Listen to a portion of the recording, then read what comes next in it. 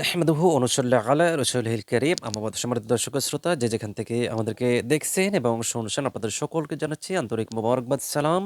আসসালামু আলাইকুম ওয়া রাহমাতুল্লাহি ওয়া বারাকাতুহু। সম্মানিত দর্শক ও শ্রোতা, আমরা অর্থসহ পবিত্র কোরআনে কারিমের তেলাওয়াত শিখছিলাম। আজকে আমরা পবিত্র কোরআনে কারিমের সূরাতুল বাকারার ৬১ নং আয়াত থেকে আমরা জানব যে বনী ইসরাইলরা অনেক নবীগণকে হত্যা করত এবং আপনার এই আয়াতের মধ্যে আছে শাকসবজি, তারপর কাকর, তারপর গম, তারপর তারপর হচ্ছে ডাল, তারপর পেঁয়াজ, হ্যাঁ? এই কথাগুলো যে আমরা যে ডাল, পেঁয়াজ, তারপর আপনার কি গম, এগুলো যে আমরা যে খাই, এগুলো আসলে কোরআন শরীফে কিন্তু আছে।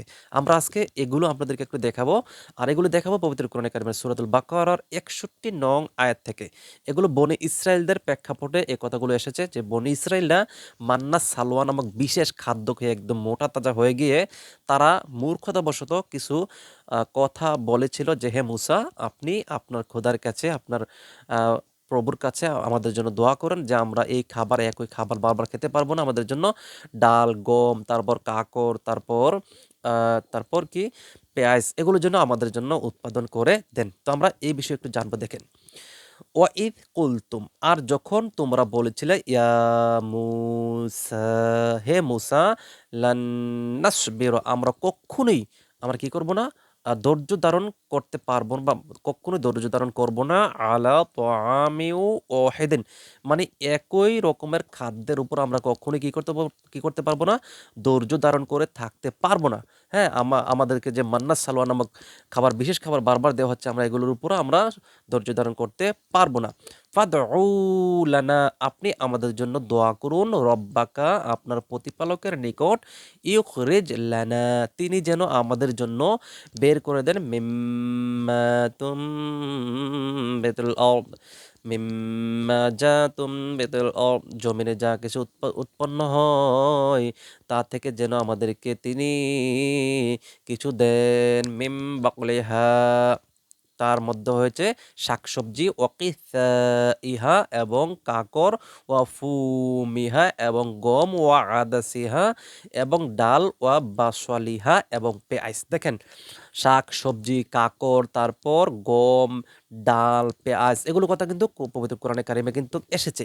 তো বনি ইসরায়েলরা ওই মান্না সালোয়া নামক বিশেষ খাবার, যেগুলো আকাশ থেকে আল্লাহ অবতীর্ণ করতেন, সেগুলো খেয়ে মোটা তাজা হয়ে গুমরাহির মতো বা মূর্খতাবশত তারা আল্লাহ পাকের কাছে বা মুসা আলাইহিস সালামের কাছে বলা শুরু করলেন যে, আপনি আপনার প্রতিপালকের কাছে আমাদের জন্য এই খাবারের জন্য দোয়া করুন। আপনারা আল্লাহ যে আপনার প্রভু যে খাবার দিচ্ছে, সেই খাবারের উপর আমরা কখনো, একই খাবারের উপর আমরা কখনো কি করতে পারবো না, আ ধৈর্য ধারণ করতে পারবো না, বা ধৈর্য ধরতে পারবো না।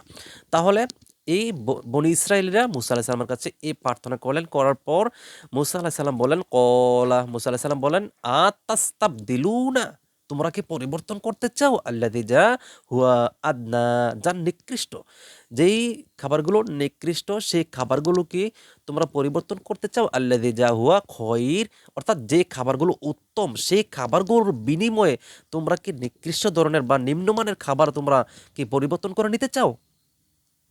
তাহলে তোমরা ইহবিয়াতু, তাহলে তোমরা কি করো, নেমে পড়ো, মিসরান, কোনো শহরে বা কোনো ইয়াতে কোনো গ্রামে তোমরা কি করো, নেমে পড়ো, ফাইন্না লাকুম, নিশ্চয়ই তোমাদের জন্য রয়েছে, মা সাআলতুম, তোমরা যা কিছু চাও, তোমাদের কথা অনুযায়ী তোমাদের জন্য সেই রকম খাবারই রয়েছে।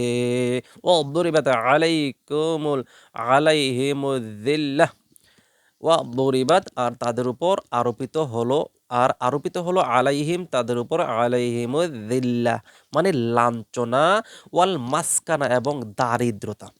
মানে বনি ইসরায়েলিরা যে ওই মান্না সালোয়া নামক বিশেষ খাবার, মান্না হচ্ছে মানে আকাশ থেকে ক্ষুদ্র ক্ষুদ্র দানাকণা, এগুলো ভোর রাতে অবতীর্ণ হতো বিভিন্ন ঘাসের উপর বা বিভিন্ন জায়গায়, তারা সেগুলোতে সংগ্রহ করতো। এগুলো ছিল দুধের চেয়ে আরো সাদা এবং মধুর চেয়ে আরো মিষ্টি, মানে অনেক সুস্বাদু খাবার ছিল। আর সালোয়া ছিল সমুদ্রের ইয়া থেকে, মানে গভীর সমুদ্র থেকে বিশেষ ধরনের একটি পাখি, তারা যেভাবে ধরতে পারবে এরকম তাদের হাতের নাগালে আসতো, তারা সেগুলো জবাই করে করে খালি শুধু খেত। হ্যাঁ, আল্লাহর এই বিশেষ খাবার কিন্তু এসেছিল। তারা এগুলো খেয়ে মোটা-তাজা হয়ে এবং এরকম গুমরাহী হয়ে মূর্খতাবশত তারা মুসা আলাইহিস সালামের কাছে তাদের যে নবী ছিলেন, তাদের নবীর কাছে এরকম আ আবেদন করে ফেললেন। করার ফলে কিন্তু আ যেই খাবারগুলো তারা চাচ্ছে সেগুলোর নামও বলেছেন। তো মুসা আলাইহিস সালাম বলেছেন যে, "এগুলো হচ্ছে নিকৃষ্ট খাবার। তোমরা যেগুলো খাচ্ছ এগুলোর তুলনায় সেগুলো হচ্ছে নিকৃষ্ট। তোমরা এগুলো কি পরিবর্তন করে নিতে চাও? তাহলে তোমরা কোনো একটি শহরে নেমে পড়ো। নিশ্চয়ই তোমাদের জন্য এমন খাবার রয়েছে যা তোমরা চাও।" তারা এই সমস্ত অবাধ্য হওয়ার ফলে ফাদরিবাত আলাইহিমুয-যিল্লাহ, তাদের উপর লাঞ্ছনা এবং দারিদ্রতা পতিত হলো।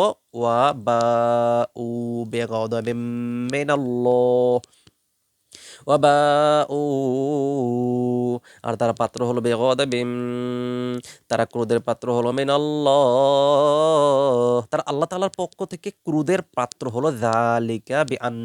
যালিকা, এটা বিআন্নাহুম, এজন্য যে কানু ইয়াকফুরুনা, তারা অস্বীকার করেছিল বা অস্বীকার করত বিআয়াতিল্লাহি, আল্লাহ সুবহানাহু ওয়া তাআলার আয়াত বা দিক নির্দেশনাকে তারা কি করত? অস্বীকার করত। ওয়া ইয়াকতুলুনান নাবিয়িনা, এবং অনেক নবীগণকে তারা কি করত? অধিকাংশ নবীগণকে তারা কি করত? হত্যা করত বিগয়রিল হাক্কি, অন্যায়ভাবে বনী ইসরায়েলিরা নবীগণকে হত্যা করত। যারা বিশেষ করে আমাদের পৃথিবীতে মধ্যপ্রাচ্যে বিশেষ করে ফিলিস্তিন রাজ্যটাকে দখল করে যারা ইসরায়েলি আ নাম ধারণ করে বসে আছে, সেগুলো হচ্ছে তারা হচ্ছে উত্তরসূরি। ওই যে বনী ইসরায়েলদের উত্তরসূরি, তারা নবীগণকে পর্যন্ত হত্যা করত। এখন কিন্তু মুসলমানদেরকে হত্যা করতেছে।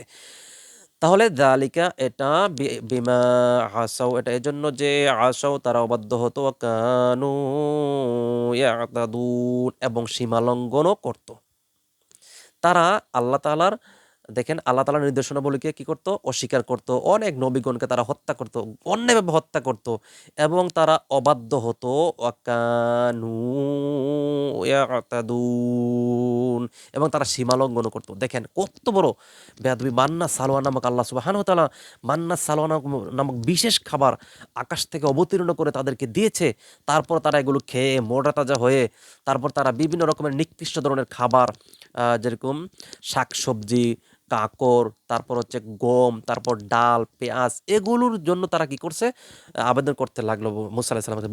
মুসা আলাইহিস সালাম বলেছেন যে, "এগুলো হচ্ছে তোমরা যেগুলো খাচ্ছ সেগুলোর তুলনায় নিকৃষ্ট বা নিম্নমানের। তোমরা যদি এই নিম্নমানের খাবারও যদি খেতে চাও বা গ্রহণ করতে চাও, তাহলে তোমরা কোনো একটি শহরে নেমে পড়ো।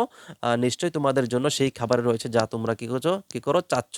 আর এই অবাধ্যতা হওয়ার ফলে তাদের উপর কিন্তু আল্লাহ পাকের লাঞ্ছনা এবং দারিদ্রতা নেমে আসলো, এবং তারা আল্লাহ পাকের পক্ষ থেকে ক্রোধের পাত্র হলো। বিআন্নাহুম কানু ইয়াকফুরুনা বিআয়াতিল্লাহি, কারণ এটা এজন্য যে তারা আল্লাহ পাকের অধিকাংশ আয়াতকে কি করত? অস্বীকার করত, অনেক নবীগণকে হত্যা করত, অন্যায়ভাবে হত্যা করত, এবং তারা অবাধ্য হতো এবং সীমা লঙ্ঘন করত। দর্শক শ্রোতা, খুব সুন্দর আলোচনা। পবিত্র কোরআনে কারিমের সূরাতুল বাকারার ৬১ নং আয়াতে আমরা খুব সুন্দর একটি আলোচনা আমরা দিয়েছি আমাদের জন্য। আমরা আপনাদেরকে দেখিয়ে দেওয়ার চেষ্টা করেছি। আমাদের জন্য অনেক শিক্ষা এখানে রয়েছে যে আমরা এরকম আল্লাহ পাকের অবাধ্য হব না, হলে কিন্তু আমাদের উপর এরকম বিভিন্ন ধরনের লাঞ্ছনা, হ্যাঁ, অভিশাপ, আযাব, গজব আমাদের উপরে কিন্তু নেমে আসবে। যেরকমভাবে বনী ইসরায়েলদেরকে অনেক নাজ-নেয়ামত দেওয়ার পরও তারা বিভিন্ন রকমের বেয়াদবিমূলক কাজ করেছিল, এবং তাদের উপর কিন্তু আল্লাহ পাকের আযাব গজব নেমে আসছিল। দর্শক শ্রোতা, আজ এ পর্যন্তই। আমরা নেক্সট টাইমে আবার আসবো। সে পর্যন্ত সকলে ভালো থাকবেন, সুস্থ থাকবেন। ওয়া মা তৌফিক ইল্লা বিল্লাহ। আসসালামু আলাইকুম ওয়া রাহমাতুল্লাহি ওয়া বারাকাতুহু।